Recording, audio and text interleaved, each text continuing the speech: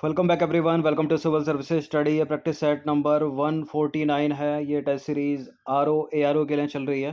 Practice करेंगे इसमें हम जीएस के प्रश्नों पर, और दो सब्जेक्ट हैं इसमें। एक है हिस्ट्री यानी इतिहास, और दूसरा है इन्वायरमेंट एंड इकोलॉजी यानी पर्यावरण और पारिस्थितिकी। इस टेस्ट सीरीज की प्लेलिस्ट बना रखी है, वहाँ पर आप टेस्ट नंबर 1 से लेकर 149 या जो भी नया टेस्ट आएगा वहाँ तक पहुँच सकते हैं। डिस्क्रिप्शन बॉक्स में लिंक है उसका। पहला प्रश्न, प्रथम अखिल भारतीय समाजवादी युवा कांग्रेस का सभापति निम्नलिखित में से कौन था? जवाहरलाल नेहरू, आचार्य नरेंद्र देव, महात्मा गांधी, भगत सिंह। प्रथम अखिल भारतीय समाजवादी युवा कांग्रेस या पहली अखिल भारतीय समाजवादी युवा कांग्रेस का सभापति जो थे वो थे Jawaharlal Nehru. Option number A. देखिए, पहली अखिल भारतीय समाजवादी युवा कांग्रेस जो है वो कलकत्ता में हुई 27 दिसंबर 1928 को, और इसकी अध्यक्षता की थी भारत के प्रथम प्रधानमंत्री जवाहरलाल नेहरू ने, जो बाद में बने। क्वेश्चन नंबर 2 पर आ जाइए। भारत में ऑपरेशन विजय किस देश के विरुद्ध चलाया गया था?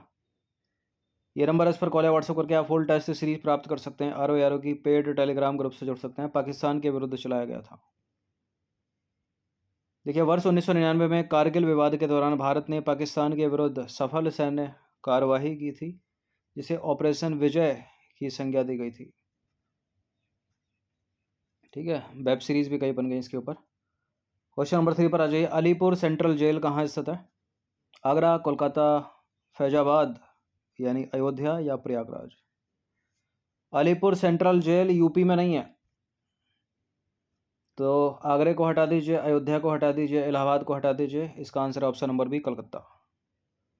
देखिए, अलीपुर सेंट्रल जेल जो है वो कोलकाता में स्थित है, और इसकी स्थापना हुई थी 1910 में, और ब्रिटिश राज के समय, मतलब जब भारत गुलाम था अंग्रेजों का, यहाँ राजनीतिक बंदियों को रखा जाता था। क्वेश्चन नंबर 4 पर आ जाइए। ऑपरेशन पोलो निम्नलिखित में से किससे संबंधित है? भारत छोड़ो आंदोलन से, सविनय अवज्ञा आंदोलन से, गोवा को सैनिक कार्यवाही के द्वारा भारत में शामिल करना, या हैदराबाद राज्य में सैनिक कार्यवाही। ऑपरेशन पोलो हैदराबाद राज्य में सैनिक कार्यवाही, या हैदराबाद को सैनिक कार्यवाही के द्वारा भारत का अंग बनाना। देखिए, ये बात है तब की, कब की? जब भारत का विभाजन हुआ। तो ऑपरेशन पोलो उस सैनिक अभियान को कहा जाता है जिसके बाद हैदराबाद और बराड़ की रियासत भारतीय संघ में शामिल हुई। इसकी ज़रूरत इसलिए पड़ी क्योंकि हैदराबाद के निजाम उस्मान अली खां आसिफ जहाँ सातवें ने देश के बंटवारे के बाद स्वतंत्र रहने का फैसला किया। ठीक है, देश का बंटवारा यानी भारत और पाकिस्तान अलग अलग हो गए। ठीक है, भारत के बीच एक स्वतंत्र रियासत का बने रहना सरकार को स्वीकार नहीं था, और भारत के राजनीतिक एकीकरण के प्रमुख वास्तुकार जो थे सरदार वल्लभ भाई पटेल ने, उन्होंने जो है इसे अपनी प्राथमिकता बनाया, और निजाम को मनाने की कोशिश की गई, लेकिन उन्होंने संधि पर हस्ताक्षर करने से इनकार कर दिया, और अंततः हुआ क्या? सेना भेजी गई और हैदराबाद 12 सितंबर 1948 को भारतीय संघ में शामिल हो गया। क्वेश्चन नंबर 5 पर आ जाइए। भारतीय राष्ट्रीय कैलेंडर का जो प्रथम महीना होता है वो कौन सा होता है? ठीक है, जनवरी तो सबको पता है, लेकिन चैत्र को भी याद रखिएगा। प्रथम चैत्र और अंतिम फागुन। भारतीय राष्ट्रीय कैलेंडर का जो प्रथम महीना है वो है चैत्र का, और जबकि अंतिम महीना वो है फागुन। क्वेश्चन नंबर 6 पर आ जाइए। पॉलिटिक्स इन इंडिया पुस्तक के रचयिता कौन है? एनी बेसेंट, भारत के प्रधानमंत्री, Pattabhi Sitaramayya, Rajni Kothari. Politics in India ये जो बुक है बड़ी ही फेमस बुक है, और कई बार प्रश्न बने, सवाल बने इससे। इसका उत्तर है Rajni Kothari, option number D. Politics in India पुस्तक के रचयिता हैं प्रोफेसर रजनी कोठारी, डी है इसका आंसर। क्वेश्चन नंबर 7 पर आ जाइए। निम्नलिखित में से कौन आज़ाद हिंद फौज से जुड़े हुए नहीं थे? गुरबख्श सिंह, शाहनवाज, प्रेम कुमार सहगल, अरविंद घोष। यह प्रश्न इंपॉर्टेंट है, यूपी आरओ में भी पूछा जा चुका है पहले। ठीक है, और यूपी पीसीएस में भी पहले पूछा जा चुका है। इसका answer option number D, Arvind Ghosh की जगह और कोई भी हो सकता है। तो इम्पोर्टेंट है, मतलब ज़रूरी है कि कौन कौन शामिल थे उनको याद रखिएगा। देखिए, आज़ाद हिंद फौज के अधिकारियों एवं सैनिकों को गिरफ्तार करके ब्रिटिश सरकार ने नवंबर 1945 में उन पर मुकदमा चलाया, और इसमें थे प्रेम कुमार सहगल, गुरबख्श सिंह और शाहनवाज। और राशिद अली भी थे। तो प्रेम कुमार सहगल को, गुरबख्श सिंह को और शाहनवाज को फांसी दे दी गई, फांसी की सज़ा सुनाई गई, और राशिद अली को 7 वर्ष के कारावास की सज़ा सुनाई गई। अरविंद घोष आज़ाद हिंद फौज में से संबंधित नहीं थे। क्वेश्चन नंबर 8 पर आ जाइए। निम्नलिखित में से सुभाष चंद्र बोस के राजनीतिक गुरु यानी पॉलिटिकल गुरु कौन थे? गोपाल कृष्ण गोखले तो महात्मा गांधी के पॉलिटिकल गुरु हैं, लेकिन यहाँ पूछा है सुभाष चंद्र बोस के राजनीतिक गुरु CR दास। देखिए, सुभाष चंद्र बोस के राजनीतिक गुरु थे देश बंधु चितरंजन दास यानी CR दास, ये पूरा नाम है उनका। जबकि महात्मा गांधी के राजनीतिक गुरु या पॉलिटिकल गुरु गोपाल कृष्ण गोखले। क्वेश्चन नंबर 9 पर आ जाइए। निम्नलिखित में से कौन सा जो है सही सम्मिलित नहीं है? यहाँ 3 है, यहाँ पर 3 करेक्ट होंगे, 1 इनकरेक्ट होगा, उसी को ढूंढना है। यह रचनाएं और यह लेखक पद्मावत, मलिक मोहम्मद जायसी की, हितोपदेश, नारायण पंडित, मुद्रा राक्षस विशाख दत्त की, मृच्छकटिकम महाकवि भास। देखिए, मृच्छकटिकम जो है वो शूद्रक की रचना है, बाकी ऊपर के तीनों करेक्ट हैं। कई बार टेस्ट सीरीज में आपने देखा होगा ये प्रश्न, मतलब मृच्छकटिकम वाला। तो मृच्छकटिकम महाकवि भास नहीं, बल्कि शूद्रक की एक प्रसिद्ध रचना है। क्वेश्चन नंबर 10 में भी नीचे निम्नलिखित पर विचार करना है। यह रचनाएं, यह लेखक, तो कौन किसकी रचना है सही बताना है, मतलब कौन कौन सा इनमें कितना सही सम्मिलित है। नाट्य शास्त्र के लेखक भरत मुनि, अर्थशास्त्र के चाणक्य, अष्टाध्यायी पाणिनि की रचना, बृहद संहिता के वराहमिहिर। अर्थशास्त्र तो कौटिल्य की रचना है, लेकिन कौटिल्य का दूसरा नाम चाणक्य है। एक और नाम है इनका विष्णुगुप्त। ये 3 नामों से एक ही व्यक्ति जाना जाता है, हमेशा याद रखिएगा। नाट्यशास्त्र भरत मुनि की रचना है, अर्थशास्त्र के कौटिल्य, चाणक्य, विष्णुगुप्त हो गए, अष्टाध्यायी पाणिनि की और बृहद संहिता वराहमिहिर की। तो ये तो अभी पढ़ी है आपने, कल से पढ़ रहे हो, जो पीसीएस वाली सीरीज चल रही है। सारे के सारे फिलहाल ये सही सम्मिलित है, डी है इसका आंसर। क्वेश्चन नंबर 11 पर आ जाइए। निम्नलिखित में से कौन सी रचना हर्षवर्धन की नहीं है? महत्वपूर्ण प्रश्न। हर्षवर्धन की रचना है नागानंद, प्रियदर्शिका और रत्नावली। हर्षचरित नहीं है, हर्षचरित के रचनाकार है बाघभट्ट। तो हर्षवर्धन की रचनाएं, ये 3 को याद रखिएगा। हर्षचरित के रचनाकार बाघभट्ट है, नागानंद, प्रियदर्शिका, रत्नावली। क्वेश्चन नंबर 12 पर आ जाइए। 3 स्टेटमेंट के साथ ये बनाया गया प्रश्न है। निम्नलिखित कथनों पर विचार करेंगे। कला की गांधार शैली को ग्रीक बौद्ध शैली की संज्ञा दी जाती है। दिल्ली का अंतिम हिंदू नवाब हेमू था। संगम युग में तमिलों का सर्वाधिक लोकप्रिय देवता इंद्र था। और चौथा है अकबर का पूरा नाम अलाउद्दीन मोहम्मद अकबर था। कौन सा सही है इसमें? देखिए, अकबर का पूरा नाम जलालुद्दीन मोहम्मद अकबर था, अलाउद्दीन नहीं, तो गलत है स्टेटमेंट चौथा वाला। चौथे को हटा दीजिए, जहाँ जहाँ 4 है वो नहीं होगा, यानी तीसरा भी गलत हो जाएगा। संगम युग में तमिलों का जो सर्वाधिक लोकप्रिय देवता था वो मुरुगन था। बाकी पहला करेक्ट है, दिल्ली का अंतिम हिंदू नवाब हेमू। और गांधार, कला की गांधार शैली को ग्रीक बौद्ध शैली की संज्ञा दी जाती है, तो पहला और दूसरा ही केवल करेक्ट होगा, क्योंकि संगम युग में तमिलों का सर्वाधिक लोकप्रिय देवता था मुरुगन। और अकबर का जो पूरा नाम है वो है जलालुद्दीन मोहम्मद अकबर।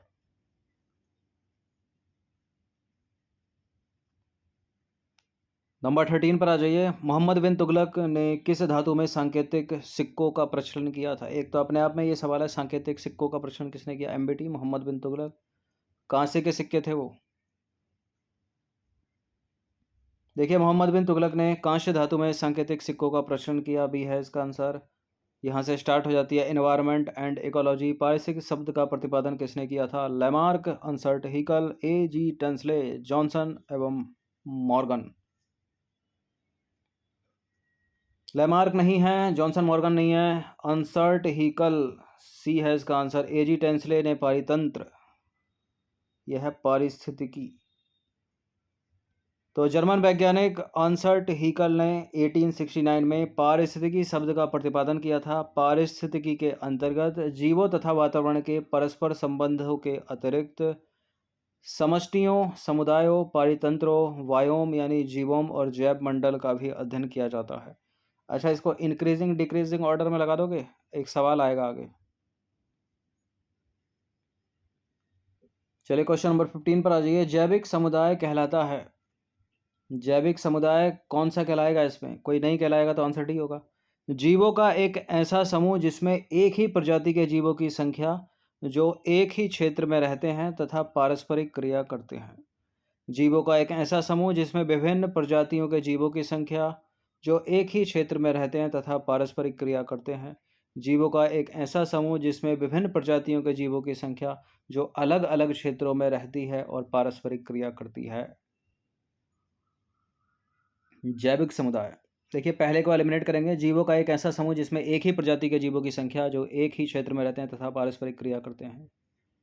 इसका मतलब ये हो गया केवल खरगोश ही खरगोश एक एरिया में रहते हैं, आपस में पारस्परिक क्रिया करते हैं, ऐसा नहीं है। ठीक है, हिरन भी वहाँ मिलेगा, बाघ भी मिलेगा, बहुत सारे ढेर सारे जंतु मिलेंगे, तो बी वाला आंसर सही होगा इसमें। जीवों का एक ऐसा समूह जिसमें विभिन्न प्रजातियों के जीवों की संख्या जो एक ही क्षेत्र में रहते हैं और परस्पर क्रिया करते हैं। ठीक है, अलग अलग क्षेत्र में रहते हैं ये नहीं होगा, तो 20 का आंसर हो जाएगा। देखिए, जीवों का एक ऐसा समूह जिसमें विभिन्न प्रजातियों के जीवों की संख्या जो एक ही क्षेत्र में रहते हैं और परस्पर क्रिया करते हैं जैविक समुदाय कहलाता है। और जीवों का समुदाय और वह पर्यावरण जिसमें वो रहते हैं वो पारितंत्र कहलाता है। ये डेफिनेशन को कोट करके यूपीएससी सिविल सेवा तक में प्रश्न पूछा गया है कि पारितंत्र क्या है। 4 स्टेटमेंट होंगे थे ऐसे। ठीक है, तो दोनों को याद रखिएगा। क्वेश्चन नंबर 16 पर आ जाइए। सभी जीव अनिवार्यतः आहार के लिए, ऊर्जा के लिए, आवास के लिए और अन्य जरूरतों के लिए डैश पर आश्रित रहते हैं। वर्षा, झीलों का जल, सूर्य का प्रकाश, पर्यावरण। इन्वायरमेंट में ही सब कुछ आएगा। ये सूर्य का प्रकाश भी आएगा, झीलों का पानी भी आएगा, वर्षा भी होगी, तो डी है इसका आंसर। देखिए, सभी जीव विषाणु से लेकर आप लोग यानी हम लोग यानी मानव जो अपने भोजन के लिए, ऊर्जा के लिए, पर्यावास के लिए, जल के लिए, ऑक्सीजन के लिए, सभी जरूरतों के लिए पर्यावरण पर ही तो आश्रित है, एनवायरनमेंट पर ही तो आश्रित है।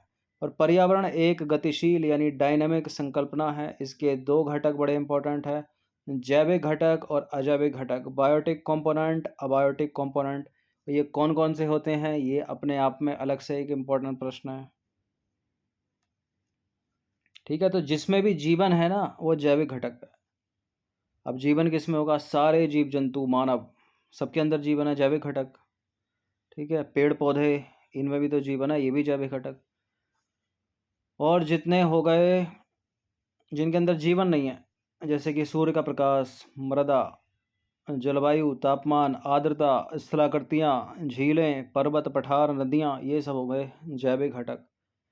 लेकिन जैविक घटक को जीने के लिए अजैविक घटकों की जरूरत होगी। ठीक है, तो एक दूसरे से क्रिया करते हैं दोनों। क्वेश्चन नंबर 17 पर अजीय निम्नलिखित कथनों पर विचार करेंगे। 3 स्टेटमेंट वाला ये प्रश्न है, बताना कि इनमें से कौन सा करेक्ट होगा। गैर हरित पौधे पर्यावरण के महत्वपूर्ण अजैविक घटक होते हैं। ठीक है, अभी जो बताया ना जैविक अजैविक, उसी से कोट करके प्रश्न है। मिट्टी पर्यावरण की जैविक घटक है, ऊष्मीय प्रवाह और वायुमंडलीय गैसें और पवन जैविक घटक है। देखिए, हरे पौधे हों या गैर हरे पौधे हों, वो जैविक घटक है, अजैविक घटक नहीं है। ठीक है, बताया था ना अभी, जिसमें जीवन वो जैविक, जिसमें जीवन नहीं वो अजैविक। मिट्टी, सूर्य का प्रकाश, वर्षा, जल, मृदा, आर्द्रता, ये सब अजैविक घटक है, तो इसको इंटरचेंज करते तब ये करेक्ट हो जाता। ऊष्मीय प्रभाव, वातावरणीय गैसें और पवन, ये भी अजैविक घटक हैं, जैविक लिखा है, तो कोई भी सही नहीं है, इसमें डी है इसका आंसर। तो ये इंपॉर्टेंट है, जैविक घटक, अजैविक घटक, biotic component, abiotic component. Biotic component कौन कौन से? हरे पौधे, ग्रीन प्लांट, और नॉन ग्रीन प्लांट दोनों। अपघटक यानी डिकम्पोजर, परजीवी भी। ठीक है, परजीवी दूसरे पर आश्रित रहता है, सहजीवी भी, पशु भी, मनुष्य भी, ये और गैर हरित पादप यानी फंगस, यहाँ कॉमा लगा देते हैं, ये सारे के सारे जो हैं वो जैविक घटक हैं। अजैविक घटक कौन कौन से हो गए? ऊर्जा, विकिरण, तापमान, ऊष्मीय प्रवाह, अग्नि, वातावरणीय गैसें, पवन हो गई, जल हो गया, गुरुत्व, मिट्टी और भूगर्भिक अधस्तर, ये सारे के सारे हैं अजैविक घटक। ये है वो इंक्रीजिंग डिक्रीजिंग वाला इंपॉर्टेंट है। पारिस्थितिकी के इन छह प्रकार के संगठन स्तर को बढ़ते हुए क्रम में रख दीजिए। सबसे पहले क्या आएगा? समष्टि यानी पॉपुलेशन आएगी, या सबसे पहले जीव आएगा? सबसे पहले तो जीव ही आएगा, जो सबसे छोटी इकाई है। एकदम से पॉपुलेशन तो बनेगी नहीं, तो सबसे पहले आएगा जीव। जीव बनाएगा समष्टि अपनी यानी पॉपुलेशन बनाएगा। ठीक है, तो ए बी और डी में से कुछ भी हो सकता है, सी को तो एलिमिनेट कर दीजिए। उसके बाद समुदाय ठीक है। उसके बाद बनाएगा वो समुदाय, पारितंत्र नहीं बनाएगा। उसके बाद बनाएगा समुदाय, समुदाय के बाद बनाएगा पारितंत्र। उसके बाद बनाएगा जीवोम यानी बायोम, और सबसे अंत में होगा जैव मंडल। ये सबसे बड़ी इकाई है और ये जीव सबसे छोटी इकाई है। ठीक है, तो सबसे बड़ी को जो जीव मंडल, जैव मंडल सबसे बड़ी जहाँ जहाँ नहीं है उसको एलिमिनेट कर दो, सबसे छोटी जीव है उसको भी एलिमिनेट कर दो। ठीक है, तो अधिकतर संभावना इन दोनों में अटकती, बी है इसका आंसर। देखिए, जीव समष्टि, समुदाय, पारितंत्र, जीवोम और जैव मंडल, यानी organism, population, community, ecosystem, biome और बायोस्फीयर। जीवोम को क्या कहते हैं इंग्लिश में? बायोम। तो पारिस्थितिकी के प्रमुख 6 प्रकार के संगठन हैं, जैसे कि जीव समष्टि, समुदाय, पारितंत्र, जीवोम और जैव मंडल। इसमें जो जीव है वो सबसे छोटी इकाई है, ये ऑर्गेनिज्म, और जो सबसे बड़ी इकाई है वो है जैव मंडल यानी बायोस्फीयर। क्वेश्चन नंबर 19 पर अजय 2 स्टेटमेंट वाला एक और सवाल है। पर्यावरण के कुछ घटक संसाधन के रूप में होते हैं जबकि अन्य नियंत्रक के रूप में होते हैं। ठीक है, मानव भी एक पर्यावरण का घटक है जो नियंत्रक का काम करता है। करेक्ट है पहला स्टेटमेंट। पर्यावरण को क्षेत्रीय तथा वैश्विक जलवायु पैटर्न के साथ साथ स्थानीय सूक्ष्म जलवायु द्वारा भी प्रदर्शित किया जाता है। पर्यावरण को क्षेत्रीय तथा वैश्विक जलवायु के पैटर्न के साथ साथ स्थानीय सूक्ष्म जलवायु के द्वारा, बिल्कुल बिल्कुल बिल्कुल करेक्ट है दोनों के दोनों स्टेटमेंट। देखिए, मिट्टी हो गई, जल हो गया, वायु हो गई, ऊर्जा जैसे अजैविक घटक और विभिन्न प्रकार के पादप जैसे जैविक घटक पर्यावरण के संसाधन के रूप में गिने जाते हैं, जबकि मनुष्य, जो कि पर्यावरण का महत्वपूर्ण जैविक घटक है, नियंत्रक की भूमिका निभाता है। तो करेक्ट हो गया पहला स्टेटमेंट। और पर्यावरण के सभी अवयव परस्पर आश्रित एवं जुड़े हुए हैं। पर्यावरण को बृहद स्तर पर क्षेत्रीय तथा वैश्विक जलवायु पैटर्न और लघु स्तर पर स्थानीय सूक्ष्म जलवायु द्वारा भी प्रदर्शित किया जाता है। तो दूसरा वाला भी तो करेक्ट हो गया, दोनों के दोनों करेक्ट हो गए, सी है इसका आंसर। अब हम बढ़ेंगे अंतिम प्रश्न की ओर, जो है क्वेश्चन नंबर 20। निम्नलिखित कथनों पर विचार करेंगे। 2 कथन है यहाँ पर, कौन सा इसमें करेक्ट होगा? देखिए, किसी निश्चित स्थान और समय में वायुमंडल में घटित होने वाले अल्पकालिक लक्षणों को मौसम से संबद्ध किया जाता है, यानी कि वेदर। और जलवायु का तात्पर्य यानी क्लाइमेट का तात्पर्य किसी क्षेत्र विशेष के औसत मौसम से है जिसमें ऋतु परिवर्तन और लंबे समय की चरम मौसमी स्थिति सम्मिलित हो। तो एक तरह से जो मौसम है यानी वेदर है वो अल्पकालिक यानी शॉर्ट टर्म हो गया, और जो जलवायु है यानी क्लाइमेट वो हो गया लंबे समय वाला यानी लॉन्ग टर्म। तो वेदर यानी मौसम एक शॉर्ट टर्म प्रोसेस है, अल्पकालिक, और जो जलवायु है यानी क्लाइमेट एक लॉन्ग टर्म प्रोसेस। अगर कोई अंतर आपसे पूछ ले तो ये सबसे अच्छा अंतर रहेगा, एक अल्पकालिक है और एक दीर्घकालिक। तो किसी निश्चित स्थान और समय में वायुमंडल में घटित होने वाले अल्पकालिक लक्षणों को, जैसे कि तापमान, दाब, आर्द्रता, वर्षा, सूर्य का प्रकाश, बादल, वायु, को मौसम यानी वेदर से संबद्ध किया जाता है। ठीक है, जबकि जलवायु की बात करें, क्लाइमेट की बात करें, तो क्लाइमेट का तात्पर्य किसी क्षेत्र विशेष के औसत मौसम से है जिसमें वायुमंडलीय स्थिति की आसमान्य अवस्थाएं, जैसे कि ऋतु परिवर्तन और लंबे समय की चरम मौसमी स्थिति जो है वो सम्मिलित होती है। तो दूसरा वाला भी करेक्ट है। तो ये 20 प्रश्न थे। कुछ प्रश्न इसमें हिस्ट्री के थे इंपॉर्टेंट, और बाकी के एनवायरनमेंट, इकोलॉजी के, ये सारे के सारे प्रश्न इंपॉर्टेंट है। इनकी प्रैक्टिस एक से 2 बार कर लीजिएगा। आप इन सभी टेस्ट का फुल टेस्ट PDF भी प्राप्त कर सकते हो। ठीक है, पेड टेलीग्राम ग्रुप से जुड़कर 399 जिसका MRP है। ठीक है, 1 टाइम पेमेंट है एग्जाम तक। हर दिन प्रैक्टिस करते रहिएगा। UPPCS की भी सीरीज चल रही है 24 के लिए, उसका भी लाभ उठाते रहिए।